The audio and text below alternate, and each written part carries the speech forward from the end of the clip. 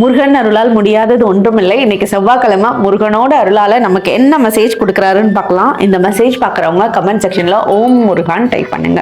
முருகன் உங்களை எந்த இடத்துலையும் தலை குனிய வைக்க மாட்டாரு. உங்களுக்கு நீங்க கொடுத்த வாக்கை நிறைவேற்றிடுவீங்க. நீங்க கொடுத்த வாக்கை நினைச்சு முருகன்ட்ட மனமுருகி வேண்டுறீங்க அப்படின்னா அவருக்கு உங்க முன்னாடி நின்று அந்த வாக்கை முடிச்சு கொடுக்குறது நீங்க அவருக்கு தேங்க்யூ சொல்றது ரொம்ப கண்கூடா பார்ப்பீங்க. அது இன்னும் எது கூட கனெக்ட் பண்ணி சொல்றாருன்னா, அருணகிரிநாதர் அவர் முருகனை கூட்டு இங்க காட்டுவேன்னு சொன்னதுக்கு அவரோட வார்த்தைக்கு முருகன் அவர் கொடுத்த வாக்குக்கு முருகன் முன்னாடி நின்று எல்லாருக்கும் காட்சி கொடுத்தாரு. அவங்க அம்மா கிட்ட முருகனை காமிச்சு ரொம்ப சந்தோஷப்பட்டார் அருணகிரிநாதர்.